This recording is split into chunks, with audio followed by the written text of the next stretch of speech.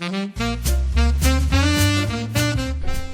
everybody. Welcome back to the next episode of the What's on Your Mind podcast, where we talk about whatever you want, whenever you want. I'm host number 1, Caleb. And I'm host number 2, Brendan. So, Brendan, what's on your mind this week? I've been thinking about how an organizational chart can help a business grow. What is an organizational chart? An organizational chart is basically just a chart where all the roles are organized into one specific place so that they can know who refers to who and what each job is supposed to be doing. So it's kind of like a hierarchy. Yeah, pretty much. That's one of the ways it can be organized. There's a few different ways an organizational chart can be organized. So how do organizational charts really affect businesses? They help everything get managed and make sure everyone has a role and knows what that role is. Like, you don't want someone to think that they're cleaning up after everything's done when they're actually supposed to be planning the next event.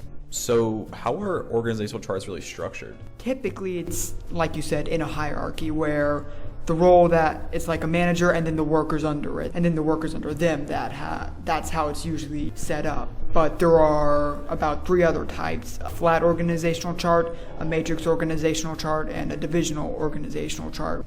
So what's the difference between all the 3 of them? A flat organizational chart positions the individuals on the same level or only in a few levels, and it typically indicates more of a power equality, like all the heads of different boards are all on the same line. So while they each have different roles, the power of each of them they each have the same amount of power in the company. They just do different things with that power. Yeah.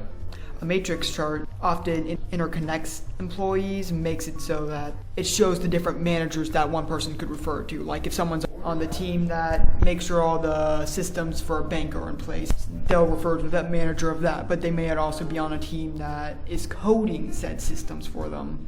Then they'll have to refer to the software manager. So it basically has a whole bunch more lines and is more complex, but it covers more bases.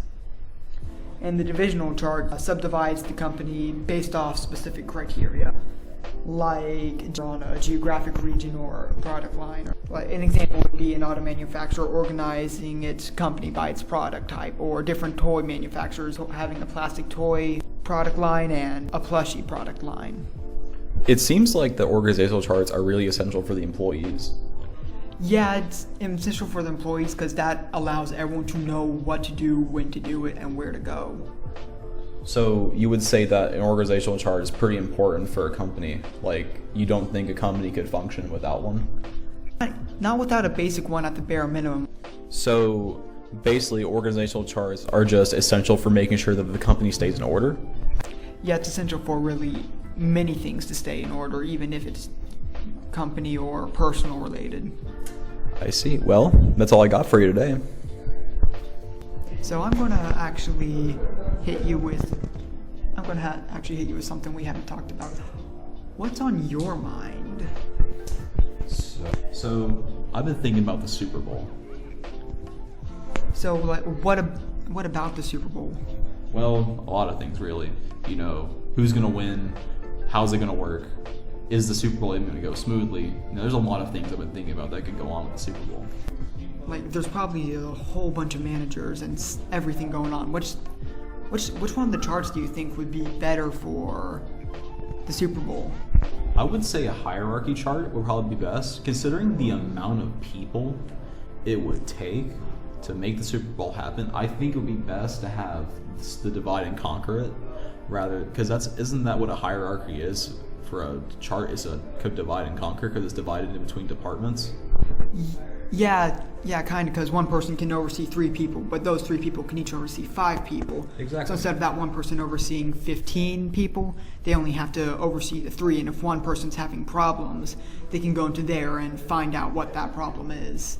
Exactly. It's just easier because it allows them to divide the responsibilities amongst many people and allows for everything to get done within a reasonable amount of time. Although I would say maybe matrix chart would be a better one because of what you said, of the amount of people. There's so many roles. One person might have to file to more than one manager, which that's where a matrix chart would come in handy. I see. But really, it's just, I feel like just being able to divide and conquer everything is better than having just one person oversee everything and then having to go to one person. Yeah, all the different charts kind of help with that, but hierarchical one is the most common and most widely used chart. For good reason too. It works. Like, that's all I can really say. It works. Like, it does what it's supposed to do, and it makes companies successful, or projects successful. Example, the Super Bowl. Like, if they didn't have a chart in the first place, the Super Bowl couldn't happen. It just wouldn't be possible. There's so much planning to go into an event that big that you need something to help keep it all organized and to keep it all together without anything going wrong. Yeah, because you need different departments, like finances, like people who do sound design, people who do like the stage building and everything. Like, there's so many different parts of it that come together that you just need to have multiple departments of people that people can go to. It would just be easier that way. At least I would think so. But other people might think differently depending on how they believe that thing should be run. But yeah, doesn't it take like 2 years to set this up? yeah, I think it's 2 years per Super Bowl. So I would say that they have to spend a lot of time and a lot of effort to get this even ready.